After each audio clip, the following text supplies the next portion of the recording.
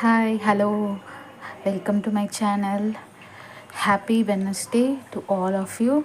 நான் வந்து இன்றைக்கி ஒரு வெஜிடபிள் உப்புமா பண்ண போகிறேன். நான் சேமியா அண்ட் ரவை வச்சு சேமியாவும் ரவையும் 1 ஸ்பூன் கீழே நான் வந்துட்டு லைட்டாக வறுத்து வச்சுருக்கேன். சரிங்களா?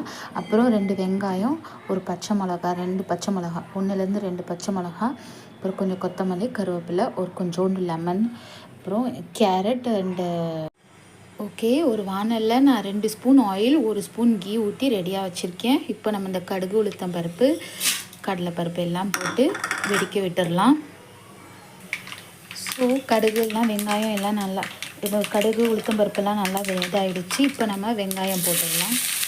பச்சை மிளகா, கருவேப்பிலை, வெங்காயம் போட்டு நல்லா வதக்கிக்கோங்க. வெங்காயம் ஹாஃப் குக் ஆகிருக்கும் போதே நம்ம இந்த வெஜிடபிள்ஸும் போட்டு வதக்கிக்கலாம். சரிங்களா? நான் வந்து 1 கப் ரவைக்கு 1 கப்பு சேமியாவும் ஈக்குவலாக எடுத்து ஓகே. வெஜிடபிள்ஸும் 3/4 இப்போ நம்ம குக் பண்ணியிருக்கோம். இந்த டைமில் நான் தேவையான அளவு தண்ணி கன்சிஸ்டன்சி எவ்வளோ தண்ணி ஊற்றினா உங்களுக்குன்ட்டு ஆல்ரெடி உப்புமா மேக் பண்ணுறதுக்கு தெரியும் உங்களுக்கு. ஸோ வந்துட்டு நான் வந்து 2 கப்பு அளவுக்குன்ட்டு 3 கப்பு அளவுக்கு தண்ணி ஊற்றி வச்சுருக்கேன். இப்போது தேவையான அளவுக்கு கல் உப்பு, சால்ட்டு கூட போட்டுக்கலாம். எனக்கு கல் உப்பு தான் அளவு கரெக்டாக வரும். அதனால் கொஞ்சம் பெருங்காயத்தூள் போட்டுக்கோங்க. சரிங்களா? போட்டு நல்லா கொதிக்கட்டும். நல்லா இது பாருங்கள், நல்லா கொதிச்சிடுச்சு. இந்த டைமில் நம்ம சிம்மில் வச்சுட்டு ரவையையும் சேமியாவும் போட்டு நல்லா கலரணும். சரிங்களா?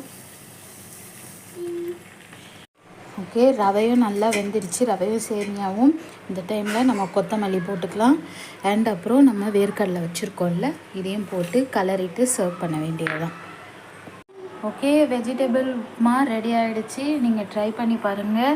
இதுக்கு சர்க்கரை வச்சு சாப்பிட்டுக்கலாம், இல்லை வெறுமனே தொட்டுக்கே இல்லாமல் கூட சாப்பிட்லாம். ஏன்னா வெஜிடபிள்ஸ் எல்லாம் போட்டிருக்கிறதுனால. Try at your home and please do subscribe kindly. Bye bye. See you later. Bye bye. Take care.